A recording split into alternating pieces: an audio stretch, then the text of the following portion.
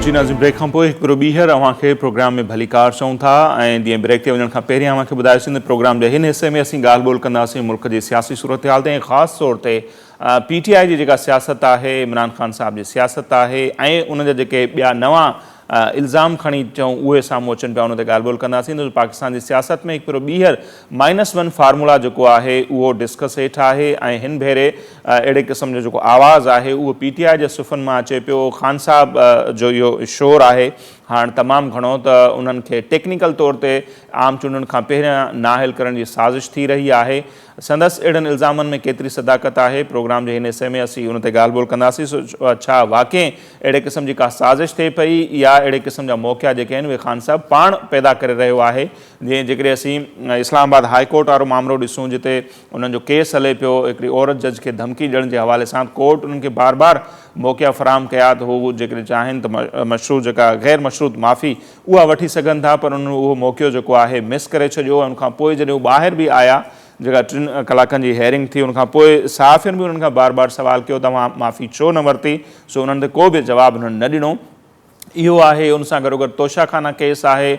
उन सां गॾोगॾु जेकॾहिं असीं ॾिसूं त गुज़िरियल ॾींहुं इलेक्शन कमीशन जो जेको सरबराह आहे उन्हनि जे हवाले सां जेके उन्हनि लफ़्ज़ इस्तेमालु कया जेके असीं हिते दोहराए बि नथा सघूं, उहो इदारो जंहिंजी ज़िम्मेवारी आहे त पाकिस्तान जो जेको हिकिड़ो डेमोक्रेटिक प्रोसेस आहे इलेक्शन जो उनखे कंप्लीट करे उनजे हेड जे हवाले सां, ऐं उहो हेड बि उहो जंहिंखे उन्हनि पाण लॻायो हुजे, उन्हनि जे ख़िलाफ़ु अहिड़े क़िस्म जा उहे रिमार्क्स ॾियनि पिया, जुमिला कसनि पिया, या उनखां पोइ जेकॾहिं ॾिसूं त नए आर्मी चीफ जी मुक़ररी थियण खां पहिरियां ई हिकिड़े उन इदारे खे जेको आहे उनजे नए ईंदड़ सरबराह खे तकरारी बणाइण जे हवाले सां जेके ख़ान साहब हींअर खां ई जेको बयानियो अख़्तियार पियो करे या जलसनि में बीही जंहिं क़िस्म जो ॻाल्हियूं पियो करे, सो उनखां पोइ सुवाल इहो थो पैदा थिए त ख़ान साहब जे ख़िलाफ़ु का साज़िश पई थिए या ख़ान साहब पाण अहिड़े क़िस्म जा मौक़िया फ़राहम करे पियो जंहिंसां उन्हनि खे, उन्हनि जी सियासत खे ऐं उन्हनि जी पार्टी खे जेको आहे सो नुक़सानु पहुचे। असीं उन ते ॻाल्हि ॿोल कंदासीं। हींअर इस्लामाबाद वञा सीनियर सहाफ़ी ऐं तर्ज़ निगार इब्राहिम कुंभर साहब असां वीडियो लिंक ते मौजूदु आहिनि ऐं उन सां गॾोगॾु आमिर खाकवाणी साहब जेके आहिनि सीनियर सहाफ़ी ऐं तर्ज़ निगार आहिनि लाहौर मां, उहे असां टेलीफोन लाइन ते मौजूदु न, छाकाणि त ख़ान साहब पंहिंजे बयान में इहो बि चयो आहे त उन्हनि जी जेका पंजाब जी गवर्नमेंट आहे उनखे तब्दील करण जे लाइ बि साज़िशूं थी रहियूं आहिनि ऐं अॼु अहिड़े क़िस्म जूं ख़बरूं बि शाया थियूं आहिनि। काफ़ लीग जा अधु खां वधीक जेके मेंबर आहिनि उहे हिकु भेरो ॿीहर चौधरी शुजात हुसैन साहब सां राब्ते में आहिनि। सो उन समूरी सूरत हाल ते आमिर खाकवाणी साहब सां बि असीं ॻाल्हि ॿोल कंदासीं, पर ॻाल्हि ॿोल जी शुरूआति कयूं था पहिरियों इब्राहिम कुंभर साहब सां। इब्राहिम साहब, सभ खां पहिरियों अव्हां खां सम्झणु चाहींदासीं त ख़ान साहब जेको हाणे नओं बयानियो वरी खणी आयो आहे त आम चूंडुनि खां पहिरियां खेसि टेक्निकल तौर ते नाहिल करार ॾियण जी हिकिड़ी साज़िश पई थिए या -1 फार्मूला ते कमु थी रहियो आहे, संदसि इन बयानीअ खे कीअं पिया ॾिसो अव्हां? जी नसीर साहब, थैंक यू वेरी मच। पहिरीं ॻाल्हि इहा आहे त इमरान ख़ान जी जेका हर ॻाल्हि आहे उन ई ॻाल्हि खे बयानियूं जेको चवणु घटि में घटि आऊं त उनखे बयानियूं नथो चई सघां या उनखे तस्लीम नथो कयां जेको बयानियूं आहे। ऐं उन खां पोइ इमरान ख़ान जी हर ॻाल्हि जेका सां तब्दील थी रही आहे। पहिरियों इल्ज़ाम अमरीकी साज़िश जो, ॿियो इल्ज़ाम मूंखे मारण जी साज़िश जो, टियों इल्ज़ाम गिरफ़्तार करण जी साज़िश जो, चोथों इल्ज़ाम जेको इहे लगातार इल्ज़ाम आहिनि। इहो हीउ जेको असां लेटेस्ट अपडेट जेका ॿुधी आहे इहो उहा आहे त टेक्निकल तौर ते नॉकआउट करण जी या -1 फार्मूला जेको सो त सुप्रीम हाई कोर्ट खां वठी जेके मामला आहिनि या जेके जांच जेका हले पई उन में इमरान ख़ान जेको सो बिल्कुलु पंहिंजी ख़ासि तौर ते ज़ुबान जे करे ऐं पंहिंजनि जो सिंधी में चवंदा आहिनि त पंहिंजे आफ़ालनि जे करे, लक्षणनि जे करे उहो इन नैज ते बिल्कुलु पहुतो आहे जो मामिलो कंहिं पासे ज़रूरु वेंदो, छाकाणि जो रुॻो हाई कोर्ट जो मामिलो न आहे या रुॻो इलेक्शन कमीशन जो मामिलो न आहे। इन जे पोयां जेके संगीन नोयत जा केस हलनि पिया जंहिंजी हिकिड़ी जांच पई हले ऐं उन में हुकूमत वाज़े तौर ते इहो चई चुकी आहे त उन्हनि जी जांच इन बुनियाद ते थी रही आहे जो सुभाणे खे इहो तासुर न अचे त को इंतकामी कार्रवाई पई थिए। यानी जेका लीगल साइड आहे या जेके जांच एजेंसियूं आहिनि उहे समूरनि मामलनि जी जांच कनि पियूं, पर बिलफर्ज़ जेकॾहिं इहो तसवुरु करे वठिजे लीगल बुनियाद टेक्निकल बुनियादनि ते नॉकआउट कयो थो वञे, पोइ इहा ॻाल्हि तव्हांखे उन वक़्तु करणु घुरिजे आहे जॾहिं जेको टेक्निकल ग्राउंड ते मतिलबु हिकिड़ी रिसीवेबल शइ जेको सो आहे उहा न रिसीव करण ते हिकिड़े प्राइम मिनिस्टर खे 3 भेरा रहंदड़ वज़ीर आज़म खे नॉकआउट कयो वञे, नाइल कयो वञे, इन खां वॾो टेक्निकल जेको ग्राउंड कहिड़ो हूंदो त उन जी मज़म्मत थियणु घुरिजे हुआ। उते त साईं जिन पाण जेको सो दरख़्वास्त गुज़ार हुआ ऐं उन खां अलावा हुन समूरनि जेके से पार्लियामेंट जा जेके अपोज़िशन जा मेंबर हुआ उन्हनि जी एंट्री बैन कराए छॾी हुई पार्लियामेंट में। स्पीकर खे पंहिंजे मुलाज़िम तौर ते ट्रीट कयो हो। जेके स्पीकर जा जी बिल्कुलु। प्रोडक्शन ऑर्डर वारा जेके अख़्तियार हुआ उहे बनी गाला मुंतकिल थी चुका हुआ। ऐं उन खां अलावा जेके हू ॾियारी ते हथ रखी चवंदो त हाणे हुननि जे कमरनि मां एसियूं लॻाइण जे सख़्तु मतिलबु हिकु ई वक़्तु हू जेल जो इंचार्ज हो, स्पीकर हो, समूरा उहिदा जेके थे त जेकॾहिं सियासी नोयत जे हिसाब सां माण्हू ॻाल्हि करे पोइ मुल्क में जेके ज़मीनी हक़ीक़तूं आहिनि उन ऐं सियासी हक़ीक़तूं मतिलबु जेके 70 साल खां जेको थींदो रहियो आहे, पहिरीं त उन खे नज़र में रखणु घुरिजे, उन जो वसी तौर ते उन खे परखण जी ज़रूरत आहे।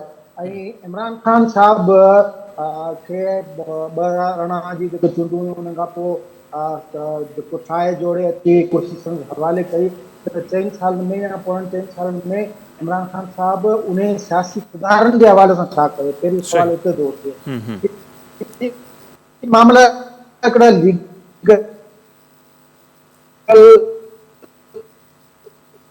नोयत जे आहिनि। इलेक्शन कमीशन जेका रिपोर्ट ठाहिनि जिन जेके अकाउंट्स जे हवाले सां ख़ुदि जेको थोरो मामिलो त उहो त टेक्निकल कोन्हे न, उहो हिकिड़ो आइनी हिकिड़ी बॉडी आहे, हिकिड़ो फोरम आहे, उनजी हिकिड़ी चार्ज शीट आहे, उन ते सुप्रीम कोर्ट जेकॾहिं फ़ैसिलो ॾिए थो त उहो हिकिड़ो इंतिहाई मज़बूत तरीन केस आहे। या तोहिनी अदालत केस में जेकॾहिं हिकिड़े प्राइम मिनिस्टर खे जेको सो सुप्रीम कोर्ट नाइल करे सघे थी, ॿिए प्राइम मिनिस्टर खे 3 पेशियूं जेको उहो तलब करे सघे थी ऐं हुनखे वार्निंग ॾेई सघे थी।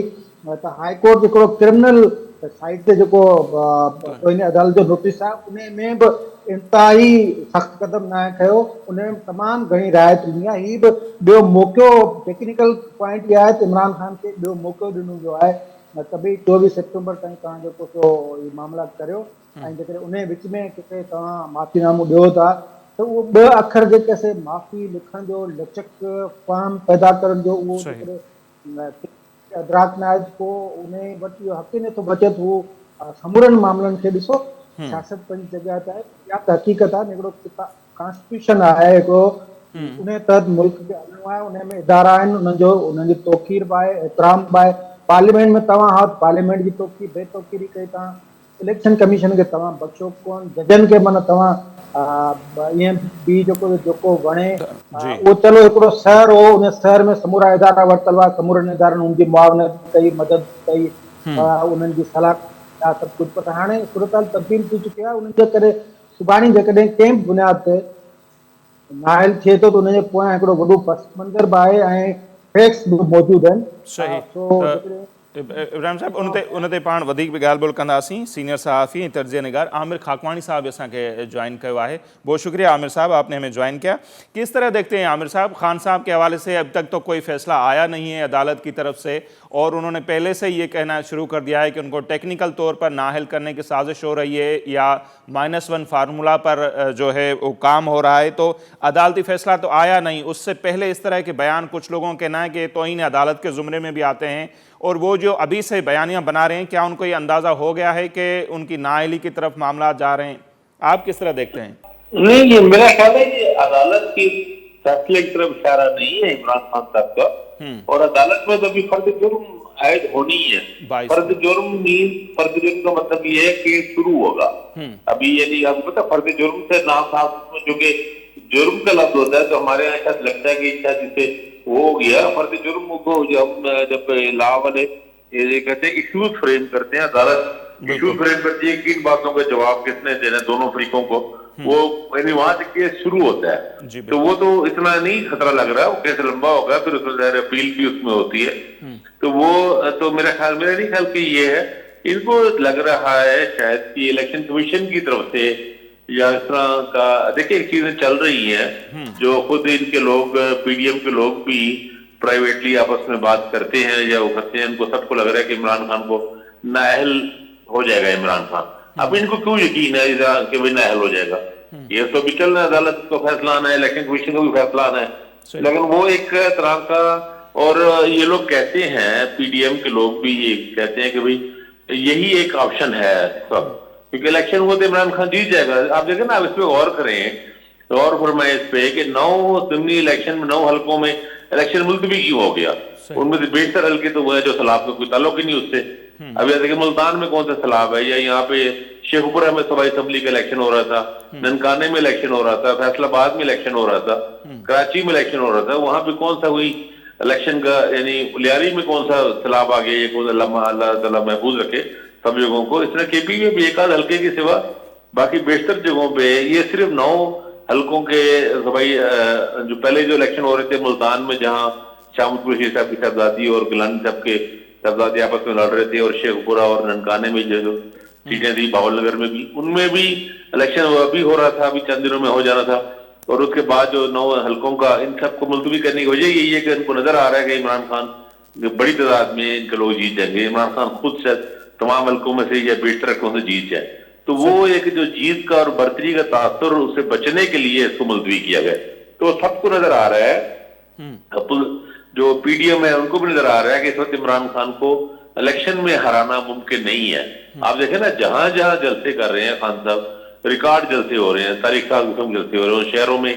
इससे बड़े खुद उनके जो रिपोर्टर्स हैं मुख्तलिफ अखबारों के, जो नामनिगार रिपोर्टर जो रिपोर्ट करते हैं, वो खुद इनका कहना ये है कि इससे बड़ा जलसा, इतना बड़ा जलसा यहाँ पे नहीं हुआ। फैसलाबाद में भी ऐसा हो रहा है, गुजरांवाला में आज अभी कुछ देर बाद जलसा होगा कि नहीं, जो पेशावर वाला हुआ उसके हवाले से, या कुछ और भी इस तरह के हुए हैं जो लोग कह रहे हैं कि वो क्राउड तो नहीं था जो मतलब पुराने जलसे की पेशावर में तो चलो, पेशावर में तो वहां पे चलो अभी मसाइल सलाब चलाब के भी चल रहे हैं, वहां पे खुद भी ज्यादा जोर नहीं लगा, लेकिन पंजाब के जो जलसे हर जगह हो रहे हैं, बहुत बड़े जलसे हो रहे हैं, बड़े तारीखा जलसे हो रहे हैं।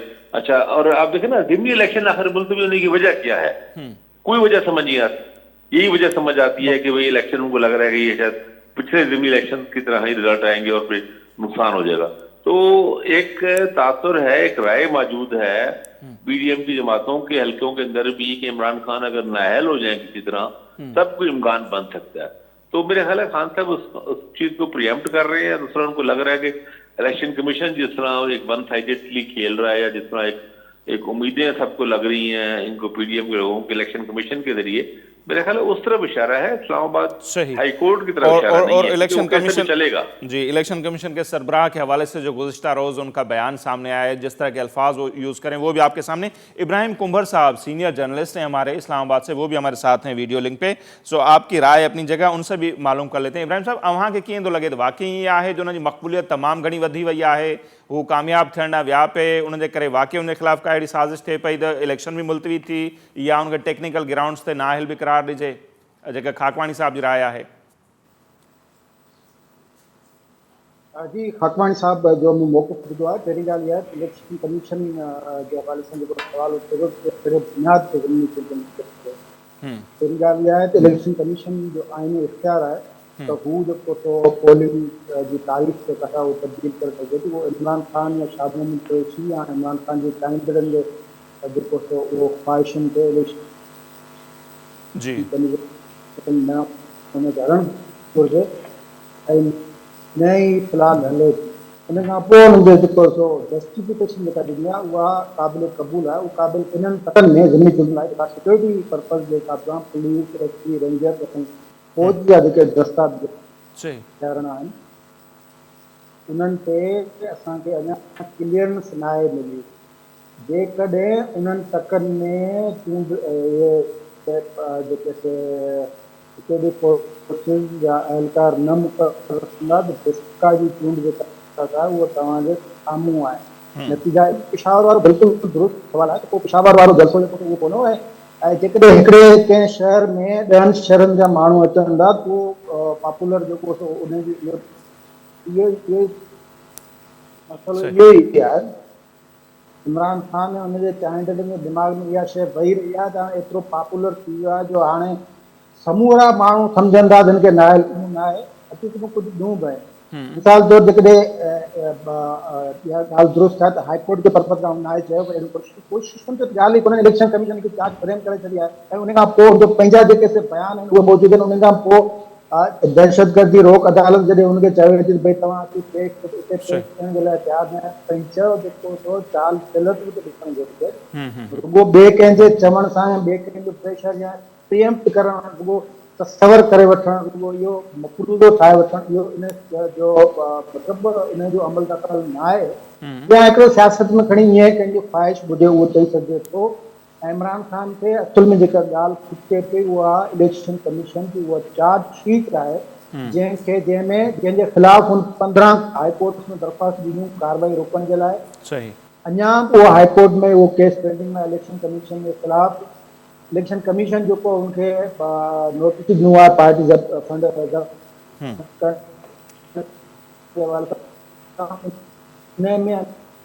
क्लियर उन्हनि जा मौक़िफ़ न पियो अचे, जवाब अञा न आहे ॾिनो। तो वॾे में वॾो ख़ौफ़ फॉरेन उन ते ख़ान साहब जेको सो क्लियर कट केस ॾिठो आहे। जेकॾहिं हू बेखौफ़ हुजे त अहिड़ियूं ख़बरूं न करे। उनखे ख़बर आहे कि मामिलो अहिड़ो आहे जो ही नवाज़ शरीफ़ वारे पनामा केस खां 10 गुणे वधीक मज़बूत मामिलो आहे, छाकाणि जो उन जे पोयां हिकिड़े मतिलबु ठपो हणण लाइ हिकिड़ी आइनी कॉन्स्टिट्यूशन पार्टी जो। सही। अच्छा खाकवानी साहब खान साहब ये जी इब्राहिम साहब वहाँ नहीं इंदासी। खाकवानी साहब अब लाहौर में बैठे हैं तो खान साहब ने ये भी कहा कि उनकी पंजाब गवर्नमेंट जो है उसको ख़त्म करने की भी साजिश हो रही है। और आज ये खबर भी हमने कहीं पे पढ़ी कि काफली के आधे से ज़्यादा जो अरकान हैं उन्होंने दोबारा से चौधरी शुजात से राब्ते जो हैं वो तेज़ कर दिए हैं। तो क्या इस तरह की सूरत हाल आपको वहाँ पर नज़र आ रही है कि परवेज़ इलाही की गवर्नमेंट को हटाने के लिए कोई साजिशें भी हो रही हैं? जी जी बिल्कुल, ये कोशिशें चल रही हैं और दो तरफा कोशिश थी। ये कोशिश भी की जाती रही कि किसी तरह इलेक्शन कमीशन के जरिए वो जो चौधरी शुजात साहब ने एक मूव की थी, अपना लेटर लिखा था पहले जो ज़ाहिर इस पर अदालती फैसला आ चुका है, उसके बाद किसी तरह इलेक्शन कमीशन के जरिए चौधरी शुजात को उसका पार्टी का सरबराह बना के और सारा वो भी अपनी तरफ चल रहा है। देखिए इस वक्त सीधी सी बात ये है, बाई हुक और क्रुक एक तरह का इमरान खान को और उसके जो इत्तेहादियों या उसकी जो काफली है इनका लाइन्स है इनका, उसको शिकस्त देना या उसको कमजोर करना, उसकी तमाम तर कोशिशें हो रही है। और मेरा ख्याल है देखें -1 हम आंखें बंद कर लें तो एक अलग बात है। -1 की कोशिशें पूरे जोर शोर से हो रही है, चूंकि इमरान खान इस वक्त सबसे बड़ी सियासी ताकत बन चुका है और इस हकीकत है, इस वक्त जमीनी हकीकत है सबसे बड़ी, तो उसको सियासी तौर पर शिकस्त देना मुमकिन नहीं है, तो टेक्निकल तरीके से हराने की कोशिश हो रही है। इसलिए गलत है। हमें आप सबको, मीडिया के लोगों को, इंटेलिजेंसिया को और पाकिस्तान की तमाम सियासी जमहूरी क़ुव्वतों को ये बात करनी चाहिए कि ये गलत है। अगर मादी में किया गया तो भी गलत है, उसका कहीं ना कहीं तो ये सर्कल रुके ना। अगर नवाज शरीफ साहब को गलत फैसला दिया गया तो फिर इसका मतलब ये अगर और गलत फैसला करके फिर मामले को और आगे बढ़ाया जाएगा, फिर कल को फिर किसी और को नायल कर दिया बिलावल भुट्टो हो जाएंगे। देखें कहीं ना कहीं पर रोकना पड़ता है ना। बात ये है कि हम सब अवाम की बात करते हैं ना, हम कहते हैं अवामी कुव्वत हो, अवामी मैंडेट हो, तो अवाम को फैसला करने दें ना। एक फ्रेश मैंडेट लें। अगर अवाम इमरान खान को रद्द कर देती है तो उसे बुरी तरह रद्द कर दे। अगर पाकिस्तान के अवाम इमरान खान को वज़ीर आज़म बनवाना चाहते हैं तो हमें आपको किसी को भी उसे रोकना नहीं चाहिए। नहीं, हमने तो ना कभी हमारी ख्वाहिश रही है, ना कभी होगी। हम तो डेमोक्रेट लोग हैं। हमने ये मैं कह रहा हूँ ना, हम सबको इसके लिए प्रेशर बिल्ड करना चाहिए। ये हो रहा है कि मौके भी तो खुद खान साहब पैदा करें। उनको ये मौका था कि अदालत में जब गए थे तो आमतौर पर माफी मांग ली जाती है। अगर मौका क्यों बार-बार अदालत ने तो मौका दिया उनको। देखें मेरी बात सुने, इस्लामाबाद हाई कोर्ट में जो इन्होंने बयान दिया है वो बड़ा तफसीली, उसकी माजरत। और आप देखें 2 पाकिस्तान के चोटी के वकील हैं, दोनों अटॉर्नी जनरल की सतह के वकील हैं, बल्कि साबिक अटॉर्नी जनरल रहे हैं मखदूम अली खान और मुनीर मलिक। और जो ये दोनों के इमरान खान के वकील नहीं थे, इमरान खान के हामी भी नहीं समझे जाते ना। मखदूम अली खान और खासकर मुनीर मलिक साहब तो बिल्कुल भी इमरान खान के हामी नहीं समझे जाते। आपको पता ना जस्टिस फायदी साहब केस उन्होंने लड़ा था, वो जस्टिस फायदी साहब के वकील थे और उस वक्त इमरान खान और सब लोग जस्टिस फायद साहब के खिलाफ हुकूमत उस वक्त उनकी थी ना। तो ये लोग इमरान खान के बिल्कुल प्रो इमरान नहीं है, पाकिस्तान की चोटी के वकील हैं और अदालती मावन थे। हाई कोर्ट ने उनको अदालती मावन करार दिया। दोनों अदालती मावनीन ने यही कहा कि ये बिल्कुल ही माफी मांग ली हो गई है, केस को खत्म कर देना चाहिए। तो जो इन्होंने इमरान खान का जवाब था वो बहुत ही माकूल था। यानी और क्या मतलब, नाक की अदालत में यानी नाक से लकीरें नीचे जमीन पे बैठ के फर्श से लकीरें निकाली जाए माफी के लिए। तो बार बार वो माजरत कर रहे हैं, बार बार ये कह रहे हैं कि मैं आइंदा नहीं करूंगा, मैं ऐसी यकीन दहाना कराता हूँ। कमिटमेंट करता हूँ। हम अदालती फैसलों का एहतराम करते हैं और ज़ाहिर अदालत के फैसले का भी हम एहतराम करते हैं, लेकिन अदालती फैसलों से शाइस्ता अंदाज में खिलाफ राय किया जा सकता है। और बहुत से वकील, जिसमें वो जैसे इरफान कादिर साहब इमरान खान के बिल्कुल अगेंस्ट रहे हैं सारी पूरे पिछले साल 1.5 साल में। इरफान कादिर ने भी ये कहा है, उन्होंने मीडिया पे कहा है कि माफी हो गई, और माफी क्या, और इस तरह क्या माफी हो। एक बंदा माजरत कर रहा है, अपने अल्फाज वापस ले रहा है, रिग्रेट कर रहा है, कह रहा है कि मुझसे गलती हुई है, कह रहा है कि मैं आइंदा ऐसा नहीं करूंगा, और माफी क्या होती है? बाकी हाथ जोड़ के माफी मांगी जाए, घुटनों पे गिर के माफी मांगी जाए। आमिर साहब, इब्राहिम कुंबर साहब जो हैं गुज़श्ता 15-20 साल से मैं उनको अच्छी तरह जानता हूँ, कोर्ट को ही रिपोर्ट करते रहे हैं, तो उनसे भी मालूम कर लेते हैं। इब्राहिम साहब, अवां खे कीअं लॻो? अवां कोर्ट जे एतिरे डिघे अरसे खां मुख़्तलिफ़ जेके केस आहिनि और उनखे अवां रिपोर्ट कंदा रहिया आहियो, त ख़ान साहब जी इहा जेका माफ़ी हुई, वाक़ई उन्हनि खे माफ़ी मिलणु खपे हा? इनफ हो जेको कुझु उन जे तरफ़ां जवाब दमा करायो वियो हो?